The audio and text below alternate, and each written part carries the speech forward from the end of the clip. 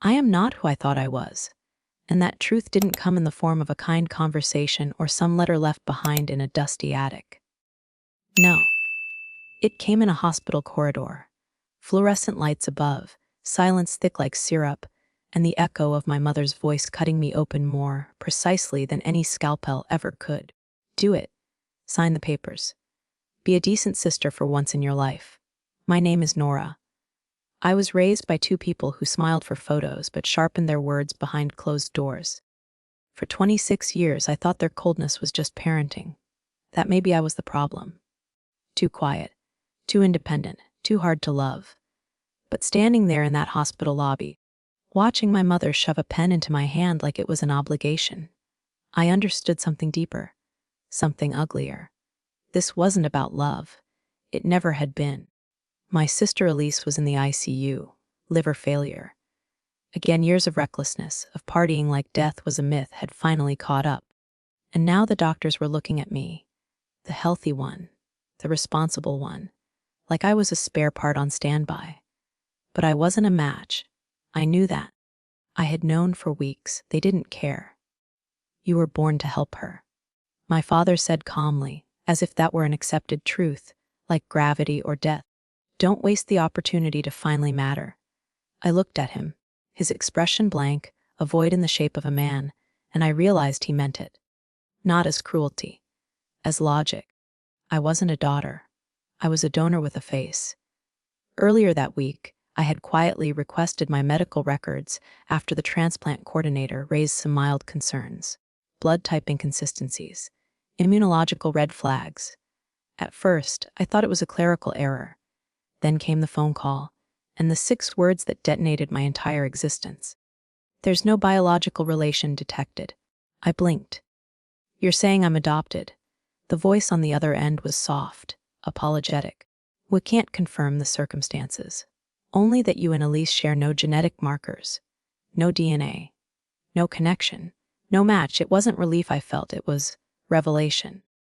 All those years of being sidelined, shamed, compared, suddenly made sense. I wasn't born into this family. I was inserted, intentionally. My mother tore the letter from my hands in the hospital lobby when I confronted her. The printed results fluttered like feathers across the sterile tiles. You're lying, she screamed, face flushed red, voice rising to perform for the crowd. You're letting your sister die. People stopped, stared, watched. She wasn't grieving. She was acting. Elise, watching from behind the glass of her ICU room, tilted her head, smirking. That same smirk she'd worn since we were kids. As if the world was her throne and I was just the floor beneath it. I bent to gather the shredded pieces. Not because I was broken, but because I needed proof. I wasn't just going to survive this. I was going to expose it. They say silence keeps peace. But in my house, silence was a leash. Every time I questioned something, why Elise always had more, why I was treated like an afterthought, the answer was always the same. Don't start drama, Nora. Don't be difficult. And I obeyed, thinking maybe obedience was the only way to earn love. Turns out obedience was just practice for something worse. For years, I swallowed every cold glance, every guilt-soaked compliment. You're lucky we chose you. You should be grateful Elise even calls you her sister. Do you know what we gave up to raise you? I used to replay those words like lullabies, but now, they sound like receipts. They didn't raise me to love me. They raised me like an investment, with interest. And now they wanted their return. After the scene in the hospital lobby, I didn't go home. I went to a motel. One of those dimly lit places where no one asks your name, and the air smells like desperation and bleach. I sat on the edge of the bed and opened my phone. There it was, the file, my DNA results. Not a match, not even a partial one. I forwarded it to myself, to my lawyer, and then to the hospital's ethics department. Just in case. I stared at the screen, my reflection warped in the glass. I looked like myself, but I didn't feel like myself. Who was I now? No longer Nora Whitmore, older sister, dutiful daughter. Now I was, what? A stranger in a borrowed family. A ghost they fed and dressed and disciplined, not because they loved her, but because she might be useful someday. I thought the pain would come in waves. Instead, it came in silence. The next day, I got a call from Dr. Linden. He was Elise's attending physician, the one who looked at me like a miracle and a failure at the same time. "There's something we need to clarify," he said. I knew that tone. I'd heard it before in other men's voices, when they're about to shift the blame or bury something. I went back to the hospital, same walls, same smell, but everything felt different now. I wasn't prey anymore. I was evidence. He didn't look at me when I entered his office, just pointed to a screen where 2 DNA profiles sat side by side, mine and Elise's, no overlap, none. "You were never considered a viable donor," he said. "Even if we had gone ahead with the surgery, your liver wouldn't have helped." I laughed, not out of joy, but the kind of laugh that comes when you realize the entire war was built on nothing. They screamed, they guilted, they destroyed me. And it was all for something that was medically impossible. I asked for printouts, everything, results, timelines, notes. He hesitated, then said, "You deserve to have it." And Nora, what your parents did, what they withheld, it violates every ethical line we're trained to protect. I nodded, calm. This wasn't about anger anymore. It was about truth, and I was done hiding it. I left the office holding a manila folder full of facts, cold, clinical facts. Not stories, not shame, just truth. As I stepped into the hallway, my phone lit up. Mom, I let it ring. Let her scream into the void she created. Because I wasn't her silence anymore. There's a strange stillness that follows the collapse of a lie. It's not peace. It's more like the echo after an explosion. Air sucked out, light too bright. Silence that screams. That's what I felt as I walked through the hospital corridors with the folder clutched to my chest. People passed by in scrubs and name tags, chatting about schedules and break rooms, unaware that my entire life had just split in half. I stopped in front of the large glass media boardroom. Through it, I saw my mother smiling for the cameras. Literally. There was a banner, "A family's gift, one sister saving another." I didn't know what was worse, that she lied, or that she was good at it. "She's the reason Elise is alive," she said into a microphone, eyes welling with perfect, practiced tears. "Nora has always been the quiet one, the reliable one." We couldn't be prouder. I didn't feel anger. I felt precision. They say revenge is best served cold. I say it's best served factual. I walked in mid-speech, no drama, no rage, just purpose. My badge was still clipped to my blouse. My shoes clicked against the floor like a countdown. Security looked unsure. No one moved. "I'm here to speak," I said. "It won't take long." My mother froze. I stood at the podium, cameras still on, mech still hot. "My name is Nora Whitmore," I said clearly. "You didn't hear it today, but it matters." Gasps, movement, eyes turning, phones rising. I placed the manila folder on the podium and opened it like it was scripture. "This," I said, lifting the first document, "is my official genetic donor test, dated October 3rd. It states conclusively that I am not a biological match for Elise Whitmore. Not a partial, not a marginal, not at all." I could hear the silence shift. Tighten. I raised another sheet. "This is a forged consent form, submitted under my name without my approval. And this," I tapped the final page, "is a proof, stamped hospital communication confirming that my mother received the genetic results 6 months ago and suppressed them." My mother stood. "This is slander," she snapped, her voice cracking. "She's unstable. She's confused. She's always wanted to be the center." I turned toward her, calm as glass. "No," I said. "I wanted to survive." She opened her mouth to shout again, but her footing slipped, heels, rage, ego, and she stumbled sideways. One hand reached out for the edge of the table, missed. The thud of her fall echoed through the room like a dropped gavel. Nobody rushed to help her. Nobody clapped either. It wasn't a victory. It was a reckoning. I stepped off the podium and walked out as flashbulbs exploded behind me. My phone buzzed. It was Laura, my lawyer. Her message was simple. "You just broke the story wide open. Good. Let the world choke on daylight. It's been 3 days. 3 days since I stood at that podium. Since the world learned the truth I carried in silence for 26 years. My face is on the evening news. My name trends beside words like forgery, organ coercion, and parental abuse. And yet, I feel invisible in a different way now. Not erased, not overlooked, weightless. Like I'm finally breathing air that wasn't rationed to me by someone else. The hospital issued a public statement. An internal investigation is ongoing. The press called it a scandal. The lawyers called it a violation. But I just call it my life. Every moment of that press conference replays online in 60-second clips.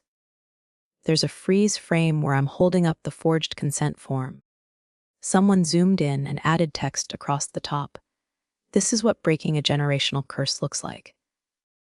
It's strange seeing your life turned into inspiration. Strangers message me now, a nurse from Michigan, a college student from Brazil, a 17-year-old girl who wrote, "I didn't know I was allowed to say no until I saw you say it." Her name was withheld. But her truth wasn't. And for the first time, I saw something I hadn't expected. Not revenge, not pity ripples. I haven't spoken to my parents since that day. The last voicemail from my mother was 12 seconds long. "I hope you're happy. You've destroyed everything." I didn't respond. Not because I didn't have words, but because she was wrong. I didn't destroy anything. I revealed it. The cracks were always there, under the photos, under the family dinners, under every carefully rehearsed lie. I just turned on the light. Elise was discharged yesterday. No press conference. No Instagram sermons. Just silence. Which, from her, is the closest thing to honesty I've ever received. My lawyer said the hospital may be facing liability. They've offered access to counseling and a possible out-of-court settlement. I don't care about the money. I want something they can't buy back. My name, my body, my voice. So I filed for a legal name change today. Nora Whitmore is gone. I chose a new name. One I'd never heard spoken with disgust. One not soaked in someone else's agenda. Nora Lane. Mine by decision, not inheritance. I sat on my balcony this morning drinking black coffee, the city alive beneath me. And I thought, this is what it feels like to own yourself, not to be useful, not to be loyal, just to be real. And then I opened a letter. No return address. Just a note written in blue pen, jagged handwriting. It read, "Hi Nora, I saw your story. I'm adopted too. I didn't know I could say no either. Thank you for showing me I can. I'm 17. You gave me something I didn't know I was allowed to have choice." No signature, no request, just truth. If you're still listening to this, if someone has made you believe your worth is tied to what you give up for them, please know you are not selfish for protecting your peace. You are not cruel for saying no. You are not broken because they never saw your value. Sometimes, the people who raised you were only rehearsing control, and sometimes the bravest thing you can do is to disobey on purpose. She texted me at 40:46 p.m. "Can we meet? Just us, one last time." No apology, no explanation. Just that cold, clipped tone Elise had always mastered, like vulnerability was something she could lease but never own. I stared at the screen for a full minute. I didn't owe her anything. Not my time, not my peace. But something in me said go. Not for her. For me. She waited on a rusted bench behind the hospital. Hoodie pulled up, hospital bracelet still on her wrist. Her hands were trembling, but she didn't try to hide it. When I sat down, she didn't look at me right away.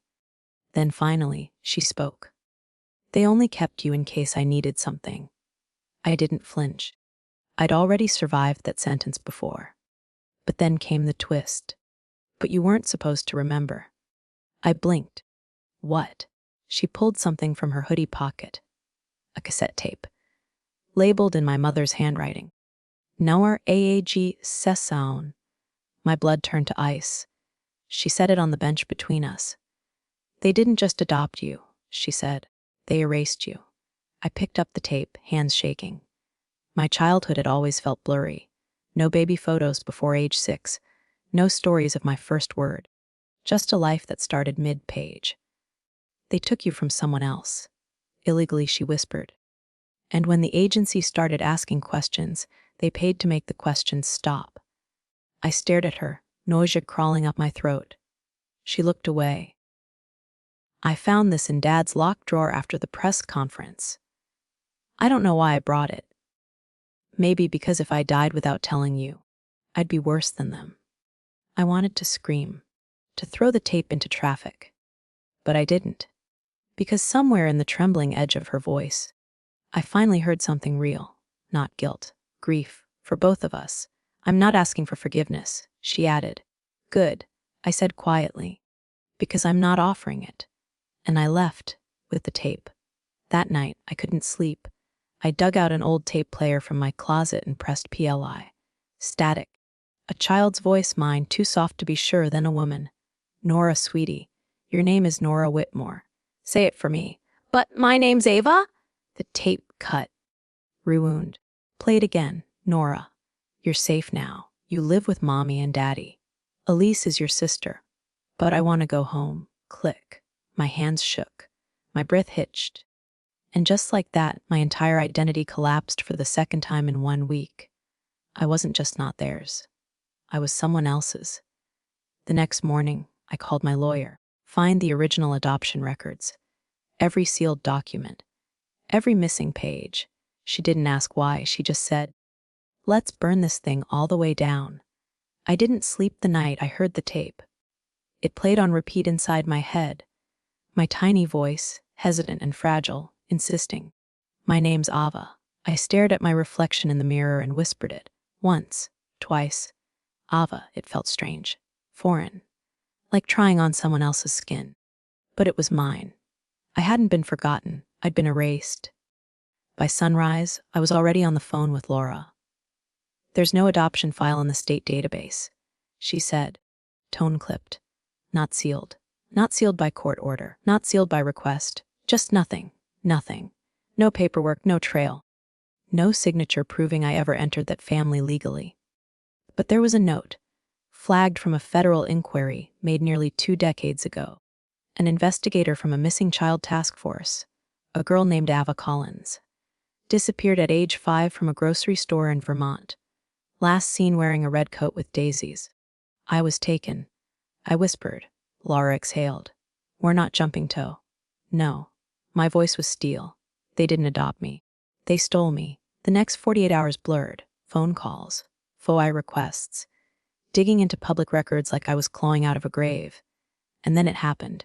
A match. A police sketch, a grainy photo from a newspaper dated November 18, 1999. Missing Ava Grace Collins. Hair dark brown eyes, hazel identifying mark. A birthmark behind her right ear. My hand flew to my neck. It was still there. A faint crescent. Always covered by hair. Never mentioned. Never explained. They didn't just steal me. They rebranded me. Gave me a new name. A new sister. A new script to follow. And when that wasn't enough, they tried to rewrite my body too. With consent forms. With silence. Laura's voice came through the speaker like thunder. Nora. No. Ava, if this is real, this is federal. This isn't family court anymore. This is abduction. I didn't speak. I couldn't. Because deep down, I knew it was real. I'd known for years that something never fit. That I wasn't home, I was housed. I walked to my bookshelf and pulled out every childhood photo I could find. In all of them, I was always looking at the camera, never smiling. Like I knew someone might need to recognize me one day. That day had come. I sat at my desk and opened a blank email.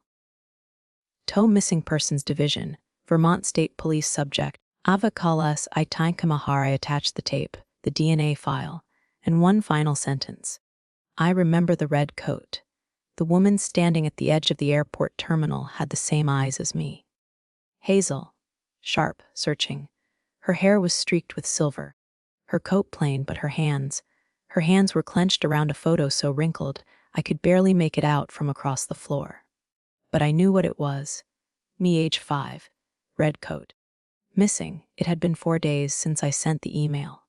3 hours since a detective from Vermont called and said, very gently, Ava, we found your mother. Her name was Margot Collins. She had never changed her phone number. never moved out of the house I was taken from, and she had never stopped waiting. I walked toward her slowly, my steps weighted like I was walking underwater.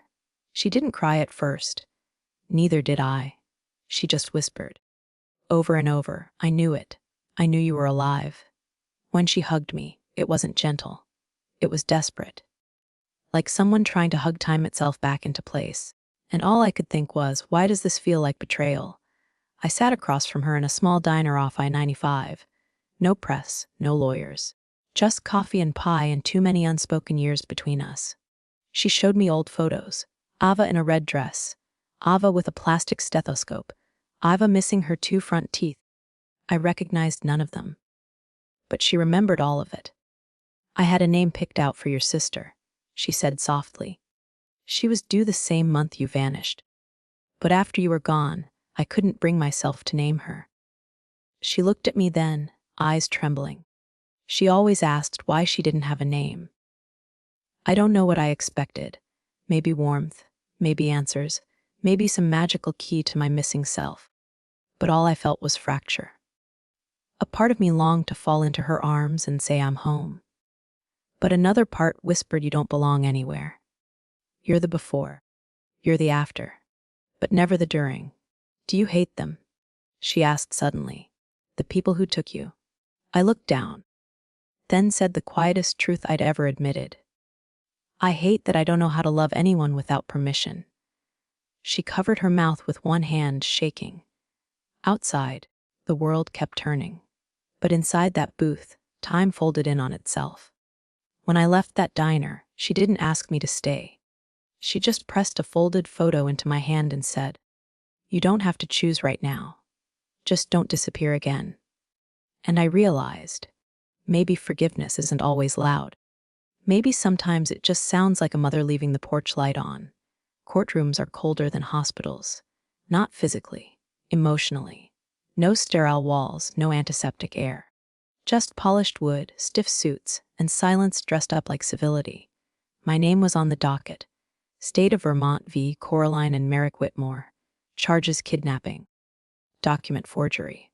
Medical fraud. Obstruction. I stood at the front of the courtroom, right hand raised, left gripping the edge of the witness stand. I swear to tell the truth, I said, and this time I had plenty of it. They didn't look at me when I walked in. Coraline stared straight ahead, her lips pursed like someone had stapled them shut. Merrick sat rigid, eyes narrowed, not angry, just confused. As if the world had stopped following his script and he couldn't figure out where the next line went.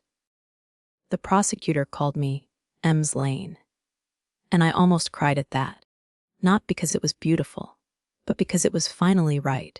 I told them everything, the consent form, the hospital scene, the DNA test, the memory tape. At some point, I heard Coraline mutter under her breath. She always had a flair for drama. The judge silenced her with one look. But it didn't matter, because I wasn't there to fight her anymore.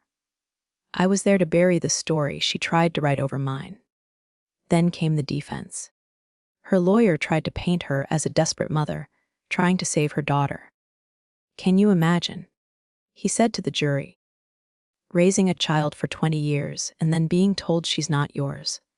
I leaned forward, locked eyes with him, and said into the microphone, Now imagine being that child, and being told your body only matters when it can be used. Silence. Peen dropped silence. Even the jury blinked like air had just shifted in the room. Outside the courthouse, reporters swarmed. One asked, Do you want them to go to prison? I paused. No, I said. I want the world to stop praising people for keeping children they stole. A car door slammed behind me. Another flashbulb went off. And still, my hands didn't shake. 2 weeks later, the verdict came in. Guilty on all charges. They were remanded without bail. Their sentencing hearing is in a month.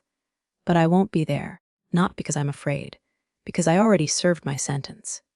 21 years behind invisible bars. I'm free now. Not because a judge said so. Because I did. The envelope came by courier. Thick, heavy, government seal in the corner. Inside, a new social security card, a certified birth certificate, a single sheet confirming my legal identity as Ava Grace Collins. The name fit like a scar finally acknowledged. Not a wound anymore, just a record of where the blade had been. They say getting your name back is symbolic. But it's more than that. It's reprogramming. Every form I fill out, every call I make, every time someone asks, "Can I have your name?" I say Ava now. And for a second I hesitate. Because Nora was a mask I wore for so long, my face still remembers the feeling. But I don't flinch. Because Ava didn't disappear. She was waiting. I met my sister, the one Margot never named, on a rainy Tuesday. Her name is Sierra now. She hugged me the moment I walked in. No hesitation, no questions. "I used to stare at your picture when I was little," she whispered. "Mom kept it taped inside the cupboard. Said if I ever saw you, I'd know." And she did. She knew the moment I stepped through the door. We sat on the floor of her apartment for 5 hours, laughing about nothing and crying about everything. She showed me home videos, birthday parties I wasn't in, school concerts I never clapped for. But she said something I'll never forget. "You didn't miss anything, Ava." They did. I was asked to speak at a survivors conference last month. A social worker introduced me as a miracle. I corrected her gently. "I'm not a miracle," I said. "I'm proof. Proof that trauma doesn't end you. It remakes you. Sometimes quietly, sometimes violently, but always truthfully." I've gotten hundreds of letters since the trial. From girls who were adopted, from women who escaped cults, from survivors of medical abuse. One girl, just 13, wrote, "My mom says I'm ungrateful when I ask questions. But you made me feel like questions are how you survive." I hung her letter above my desk. It reminds me who this was all for. Not the headlines, not the courts, but the ones still trapped in someone else's story, looking for a way out. I visited my childhood home for the last time last week. It's empty now. Cold, dust in the corners. Walls still painted in the same beige that always made me feel erased. In the corner of the closet, I found a single shoe box. Inside, my fake baby photos, a torn drawing labeled Elise Quinora BFF's Forver, and the butterfly hair clip I wore on my first day of school, the one day I actually smiled in a picture. I didn't take any of it. I just left a note. "You could never steal who I was meant to be. You only delayed her arrival." It wasn't a press conference. It was a recording. Me. Alone in a chair. One camera, one take. No makeup, no script, just truth. "I'm not here to go viral," I began. "I'm here because some stories don't get to end quietly." I told them everything. About being taken. About being raised like a donor instead of a daughter. About the forged documents, the erased name, the courtroom, the truth. But most of all, I told them about silence. How it lives in homes where love is conditions. How it hides inside good grades and polite smiles. How it disguises itself as peace, when really, it's just a leash. By the time I finished, the room was still. Even the crew didn't speak, and I knew it didn't need music or edits, because survival is already cinematic. The video went live on a Tuesday. Within 24 hours, it hit 4.2 million views. Within 48, my inbox was people saying 2 words I never expected to hear: "Me too." Some were whispering, some were shouting, but all of them were breaking free. One by one, 2 weeks later, Elise asked to meet. No lawyers, no nurses, just her. I agreed. We met in the place where it all ended for me. The hospital courtyard. She sat under the same tree I once cried behind. Her hair had grown back. Her smirk hadn't. But her eyes looked tired. "I watched your video," she said. I nodded. She didn't apologize. But she did something I never thought she would. She listened. Really listened. "I don't hate you," I said quietly. Her eyes flicked up. Surprised. "But I don't owe you anything either." She nodded slowly. "That's fair." I stood to leave. But before I turned away, I said one last thing. "You weren't the center of my story.